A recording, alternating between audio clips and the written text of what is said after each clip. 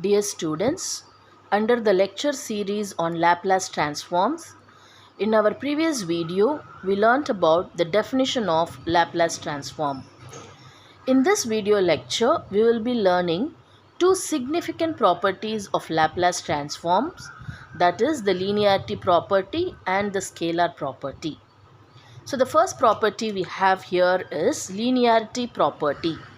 That is, the Laplace transform of sum of two different functions will be equal to the sum of the Laplace transform of those functions taken individually.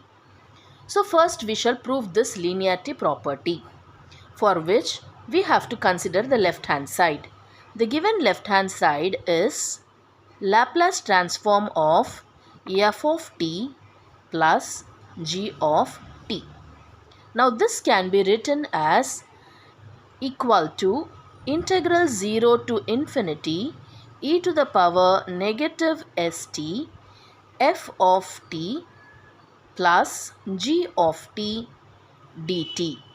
This we are writing by using the definition of Laplace transform, because we know that the Laplace transform of a function, so these two functions when added up they become one single function, and so that will be equal to, by the definition of Laplace transform, we know that the Laplace transform of a function will be equal to integral 0 to infinity e to the power negative st multiplied with that function. So what is the function here? F of t plus g of t. So this function dt. Now what we can do, we can multiply this e to the power negative st individually to each terms.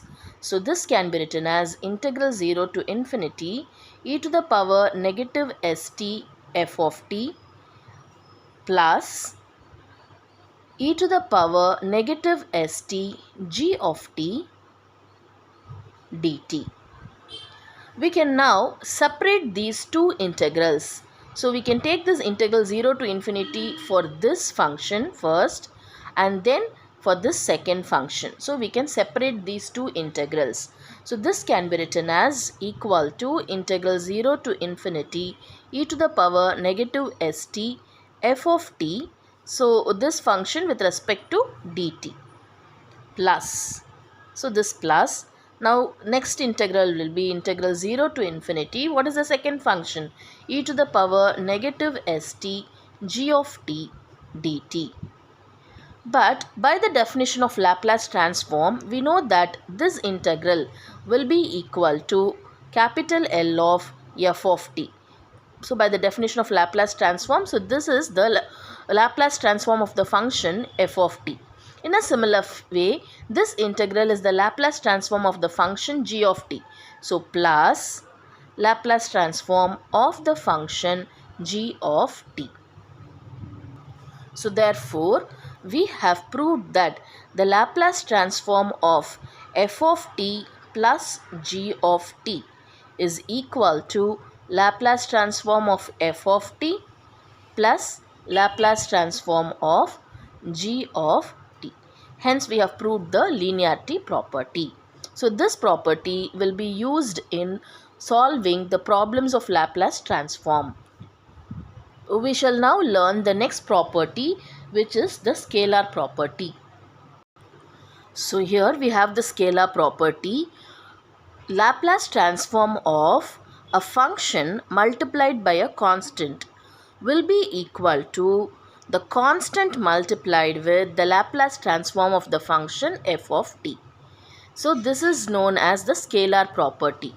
That is, if we have a constant multiplied with the function, and if we find the Laplace transform of that, it can be written as the constant can be taken out by using the scalar property, and you can multiply that constant with the Laplace transform of the function. So this is known as the scalar property, where c is a constant. So we shall prove this now.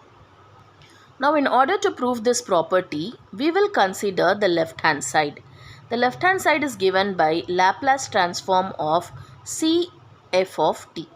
We know that by the definition of Laplace transform of a function, so this has to be taken whole as a function. We know that it will be equal to integral 0 to infinity e to the power negative st multiplied with the function. So what is that here now? C multiplied with f of t dt. Now we know that c is a constant. So because c is a constant, it can be taken out of an integral. So that is equal to c multiplied with integral 0 to infinity e to the power negative st f of t dt. But by the definition of Laplace transform, we know that this integral is Laplace transform of the function f of t.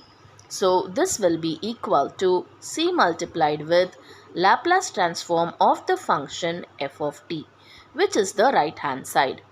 So therefore we have proved the scalar property also. So hope you have understood the proof of linearity property and scalar property as well. These properties will be very beneficial while solving problems under Laplace transform, which we will be seeing in our upcoming videos. In our next video lecture, we will learn certain results under Laplace transform. Kindly follow the lecture. Thank you.